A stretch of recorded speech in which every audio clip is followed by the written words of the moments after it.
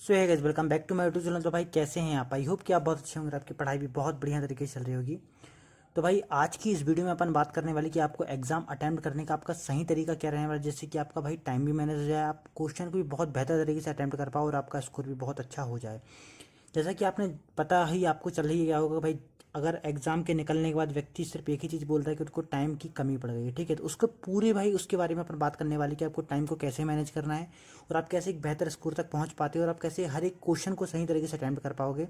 और मैं कुछ भाई आपको थोड़ी सी टिप्स के साथ ये बताने वाला हूँ कि एग्जाम का पैटर्न अभी तक जो पता चला वो इस तरीके से पूछा जा रहा है और आपको किन किन चीज़ों को छोड़ना है, किन चीज़ों को, किन गलतियों से बचना है, एक एक चीज़ के बारे में अपन बात करने वाले हैं। तो भाई अगर चैनल पर पहली बार आए तो प्लीज़ चैनल को जरूर सब्सक्राइब कीजिएगा, वीडियो को लाइक कीजिएगा और चैनल को सपोर्ट कीजिएगा। टेलीग्राम चैनल आपको स्टडी पॉइंट ब्लॉग वन के नाम से आपको मिल जाएगा, स्टडी पॉइंट ब्लॉग वन के नाम से आपको चैनल मिल जाएगा। इसको जाके आप जरूर ज्वाइन कर लेना, यहाँ पीडीएफ और नोट्स आपको प्रॉपर तरीके से मिलती रहती हैं। तो भाई चलिए वीडियो स्टार्ट करते हैं। और अगर आप एमपी के कोई भी एग्जाम को टारगेट कर रहे हो, चाहे वो एमपी पुलिस कांस्टेबल हो, एमपी एसआई हो, एमपी पटवारी हो, रेगुलर चली रही है, वर्ग 2 हो, फॉरेस्ट हो, जेल पहरी हो, आप एमपी के कोई भी एग्जाम को टारगेट कर रहे हैं भाई, इस चैनल को आप जरूर सब्सक्राइब करके रख लीजिएगा। यहाँ पे आपको टाइम टाइम पे बहुत सारी अपडेट मिलती रहेंगी। तो भाई चलिए स्टार्ट करते हैं। जैसे कि आपने इतने दिनों से भाई 15 तारीख के बाद आपने अभी तक जो एनालिसिस देखा होगा, एक चीज़ तो आपने भाई, और आपको ये चीज़ पता भी चल गई होगी, आपने अदर चैनल में भी ये चीज़ देख ली होगी और बहुत सारे लोग इसके बारे में बता भी रहे हैं कि एग्जाम का पैटर्न कुछ इस तरीके से पूछा जा रहा है। जैसे कि भाई स्टार्टिंग हो रहा है जीके के लगभग 20 क्वेश्चन पूछे जा रहे हैं, फिर आपका बात हो रही है इंग्लिश की, फिर साइंस की, थोड़ा सा यहाँ पे ऊपर नीचे हो रहा है। पर जो पोर्सन का 4 नंबर का पोर्सन तक अगर हो सकता भाई यहाँ पे कंप्यूटर साइंस की जगह और साइंस कंप्यूटर की जगह, पर मॉडरेट लेवल यही है आपका। पैटर्न कुछ इस तरीके से फॉलो हो रहा है। पहले जीके आ रहा है, फिर आपका इंग्लिश आ रहा है, फिर आपका साइंस आ रहा है, फिर कंप्यूटर आ रहा है, फिर रीजनिंग आ रहा है, फिर मैथ्स आ रहा है। मैथ्स थोड़ा सा यहाँ पे रीजनिंग के साथ कंपेरिजन होकर, मतलब थोड़ा मिक्सअप होके यहाँ पे मैथ्स के बाद भाई यहाँ पे मैनेजमेंट आ रहा है बीच में। मैथ मैनेजमेंट की जगह कभी कभी हिंदी भी आ जाती है। स्टार्टिंग के शिफ्टों में तो हिंदी देखी गई, पर अभी प्रॉपर सीक्वेंस हिंदी का फॉलो होने लगा कि 175 के बाद 25 नंबर की हिंदी रेगुलर पूछ रहा है, ठीक है। तो आप इसको भाई एक फाइनल सीक्वेंस आप मान सकते हो, जो अभी तक के हिसाब से इसको बता रहे हैं। कल से जो एग्जाम होगा उसके बाद अगर बाई चांस कोई चेंज होता तो होता, नहीं तो अभी तक तो प्रॉपर तरीके से इसी सीक्वेंस को फॉलो किया गया है। तो आई होप की चीज़ें आगे यही होने वाली हैं, ठीक है। तो मैं आपको बता दूं, जैसे कि भाई 20 नंबर की आपकी जीके आ रही है, ठीक है। उसके बाद आपके 20 के बाद 45 तक आपका इंग्लिश पूछा जा रहा है, 45 के बाद लगभग 70 तक आपका साइंस पूछा जा रहा है। थोड़ा सा मैं आपको यहाँ पे 45 के बाद लगभग भाई 68-70 तक एक अपन अनुमान लगा सकते हैं कि 70 तक आपका इंग्लिश, आपका साइंस पूछा जा रहा है। साइंस का अभी तक क्वेश्चन भाई 18 से 20 और 22 तक देखने को मिले हैं। यहाँ पे 2 नंबर ऊपर नीचे हो सकते थे, एक मोटा मोटी अपने एक अनुमान लगा के चल रहे हैं कि 70 तक आपका, 68 तक जहाँ तक पूछा जा रहा है, पर यहाँ पे 70 आप मान के चल सकते हो, ठीक है। यहाँ पे लगभग 22 नंबर, कभी 22 इंग्लिश आ जाती तो कभी भाई 22 आपका कंप्यूटर आ जाता है। ये सीक्वेंस फॉलो कंपलसरी नहीं कि भाई ये हो जाए, पर क्वेश्चन ऊपर नीचे 2 नंबर ऊपर नीचे हो रहे हैं, पर आपका सीक्वेंस लगभग यही फॉलो हो रहा है, ठीक है। फिर कंप्यूटर के बाद आपका 90 के बाद 115 तक आपकी रीजनिंग आ रही है, फिर मैथ्स आ रही है, फिर यहाँ पे मैनेजमेंट को डाल दिया जा रहा है बीच में, फिर मैथ के साथ आपका इंग्लिश को आपका हिंदी को लास्ट में पूछा जा रहा है, ठीक है। तो मैं आपको बता दूं, अगर आप भाई अभी इन सब्जेक्ट को पढ़ रहे हो, जैसे कि आपका मैनेजमेंट हो गया, आपका जीके हो गया, कुछ लोगों की ये भी कमेंट आते हैं कि भाई करंट अफेयर पढ़ें कि ना पढ़ें। भाई आप देख सकते हैं यहाँ पे आपके पास सीधे सीधे 8 सब्जेक्ट हैं। 8 सब्जेक्ट को आपको मैनेज मैनेज के साथ साथ आपको एग्जाम क्रैक करने में भी ध्यान देना है। ये नहीं कि भाई आपको हर एक सब्जेक्ट पढ़ना है, ठीक है। आपको अगर मैथ्स हो गई, ठीक है, आपकी रीजनिंग हो गई, आपकी अगर कंप्यूटर हो गया, इंग्लिश हो गया और आपका हिंदी हो गया, अगर ये 5 सब्जेक्ट भी आपके पास स्ट्रांग है आपके, तो भाई आप एग्जाम में अच्छा स्कोर कर पा रहे हो, ठीक है। ये चीज़ आपने देखा भी होगा, जिनका स्कोर हुआ है उन लोगों ने स्पष्ट बोला कि मैथ्स रीजनिंग के भरोसे उनका स्कोर हुआ है, इंग्लिश के साथ साथ आपका हिंदी वगैरह, ठीक है। मैनेजमेंट ऐसा आ रहा भाई, आपको भी आप कितना ही पढ़ लो, अच्छी अच्छी बुक से भी पढ़ के देख लो भाई, क्वेश्चन उसके बन ही नहीं रहे हैं। ये चीज़ मैंने को 2-3 वीडियो में बता चुका है और आप हर एक जगह से ये चीज़ सुन भी रहे होगी कि मैनेजमेंट एक बहुत फंसाने वाला सब्जेक्ट आ रहा है। यहाँ पे टाइम कंज्यूम भी हो रहा है और पूरे के पूरे लॉजिकल क्वेश्चन आ रहे हैं, पूरे एक्सपीरियंस बेस्ड क्वेश्चन आ रहे हैं आपके। तो यहाँ पढ़ने का भी आपका कोई बेनिफिट आपको मिलना नहीं वाला। अगर यही टाइम आप, अगर इंग्लिश आपकी वीक है, अगर आप यही चीज़ वहाँ पे दोगे, इंग्लिश में यही समय दोगे, तो भाई यहाँ से ज़्यादा स्कोर कर पाओगे। क्योंकि खाली सिर्फ वोकेबलरी से यहाँ पे 10 क्वेश्चन पूछे जा रहे हैं, एंटोनिम सिनोनिम वगैरह से, वन वर्ड समीशन से सीधे सीधे 10 क्वेश्चन आ रहे हैं और पूरे पूरे 6 के 6 क्वेश्चन आपके डायरेक्ट इनडायरेक्ट और अब वॉइस से आ रहे हैं। सीधे से 16-17 क्वेश्चन आपके सीधे से यहाँ पे बन रहे हैं। तो आप अगर यहाँ पे टाइम दे रहे हो तो इससे अच्छा भाई मेरा तो ये सजेशन है कि आप इंग्लिश में टाइम दो। अगर आपकी इंग्लिश कमज़ोर है आप कुछ नहीं पढ़ने से चाहे थोड़ा बहुत ही पढ़ के जाओगे तो भाई यहाँ कुछ ना कुछ आप कर दोगे। यहाँ का चांस बहुत कम है, कितना ही पढ़ लो आप बनेगा आपसे वहीं जो आप वहाँ चीज़ें रिलेट करके बताओगे, वहाँ आपको लॉजिकल तरीके से जो चीज़ आपसे सॉल्व हो गई तो हो गई, नहीं तो भाई यहाँ फंस के रह जाओगे। और बात रही भाई जीके की, तो जीके आपको भाई पढ़ना ही नहीं है, आपने जितना पढ़ लिया उतना काफ़ी है, आप जस्ट रिवाइज कीजिए चीज़ों को थोड़ा बहुत, और बस जीके में ज़्यादा ध्यान ना दें, क्योंकि जीके का भी वही पोर्शन रहता है, आपसे बनेगा तो उतना ही बनेगा जितना आपसे आएगा, आप वहाँ पे चीज़ों को एलिमिनेट करके, और साथ ही आपका अनुभव वहाँ पे काम पड़ेगा।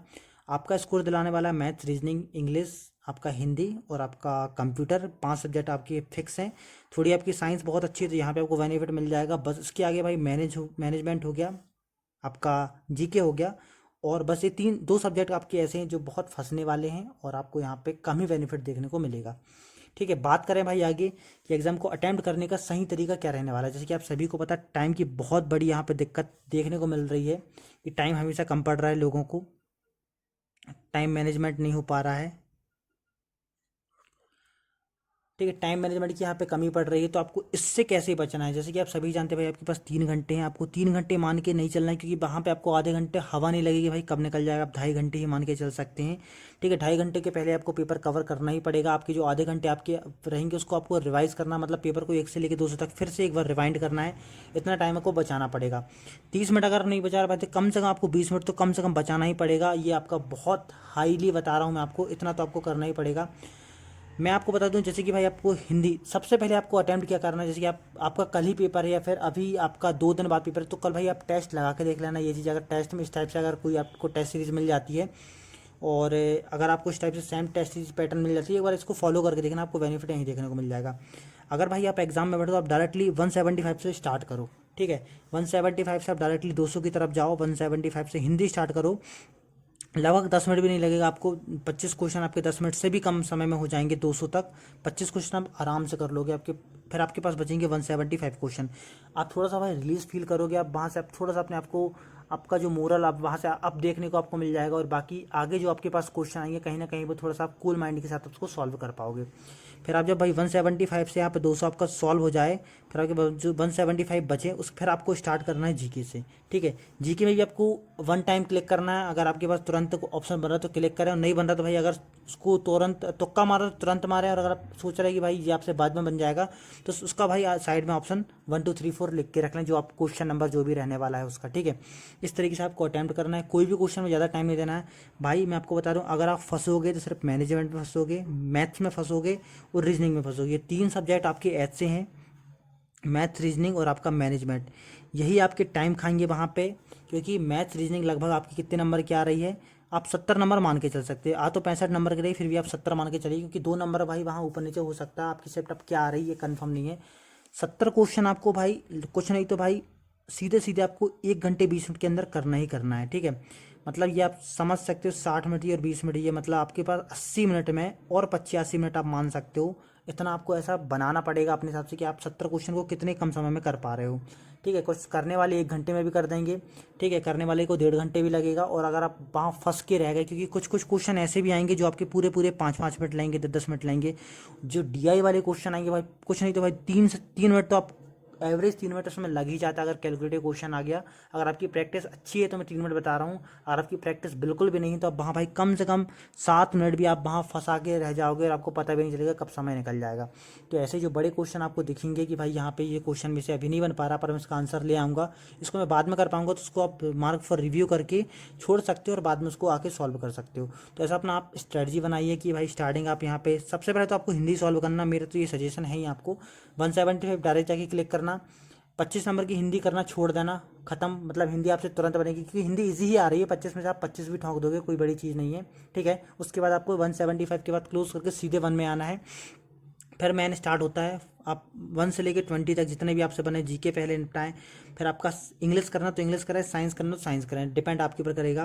फिर आपने इंग्लिश किया, फिर साइंस भी ऐसे आ रहे हैं। साइंस के अगर भाई 20 क्वेश्चन आ रहे हैं तो भाई इसमें से 8 क्वेश्चन से 6 क्वेश्चन से ऐसे आ रहे हैं भाई, बहुत ज़्यादा हार्ड क्वेश्चन आ रहे हैं, 6 तरीके के 6 क्वेश्चन। ठीक है, 14 से 15 क्वेश्चन आपके इजी आ रहे हैं, और जो हार्ड क्वेश्चन आ रहे हैं वो भाई इस तरीके से आ रहे हैं कि 3 क्वेश्चन आपके बहुत इजी दे देता है, 1 क्वेश्चन आपको फंसाने वाला देता है, आप यहाँ फंस के रह जाओ, फिर 3 क्वेश्चन इजी देता है, फिर 1 फंसाने वाला है।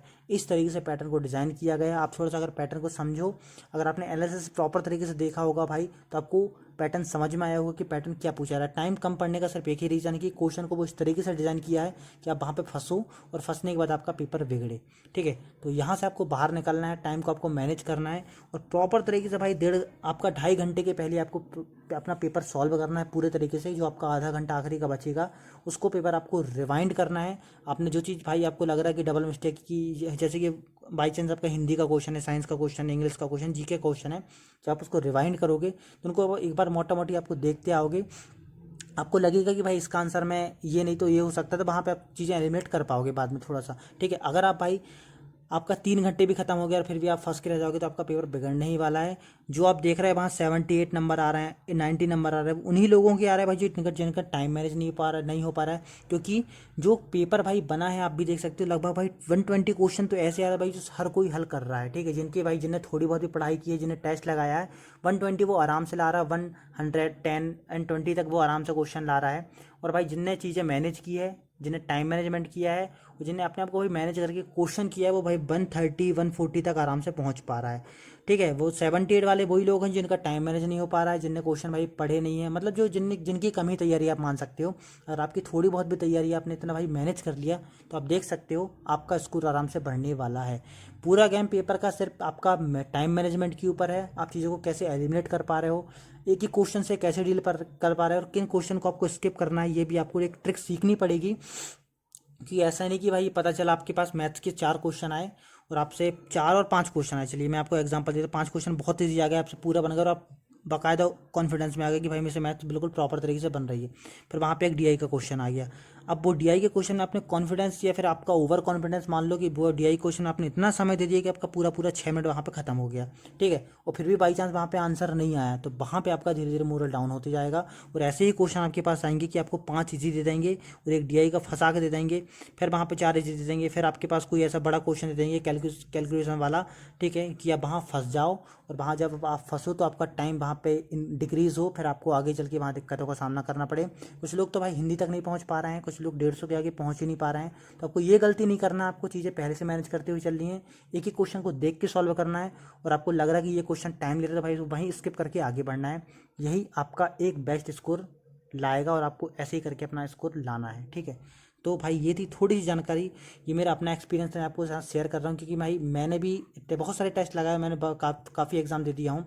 ठीक है, तो कहीं ना कहीं एक्सपीरियंस निकल के आया है। तो ये आपके साथ एक बेस्ट स्ट्रेटजी रहने वाली है। अगर आप ऐसे एग्ज़ाम को अटेम्प्ट करोगे तो भाई एक देखिएगा आप बाकी लोगों से एक अलग ही लेवल का फील, आपका एग्ज़ाम का जो आपका बेनिफिट आपको अलग ही लेवल का फील होने वाला है। ठीक है, तो कैसी लगी स्ट्रेटजी बताइएगा भाई कमेंट सेक्शन में। और अगर टेलीग्राम चैनल आपने ज्वाइन नहीं किया तो जरूर उसको जाके ज्वाइन कर सकते हैं, स्टडी पॉइंट ब्लॉग बन के नाम सबको मिल जाएगा। तो भाई कैसी लगी वीडियो ये बताइएगा। चैनल पे अगर पहली बार आए तो चैनल को सब्सक्राइब कीजिएगा, वीडियो को लाइक कीजिएगा और चैनल को सपोर्ट कीजिएगा। मिलते हैं अगली वीडियो, जब तक के लिए जय हिंद।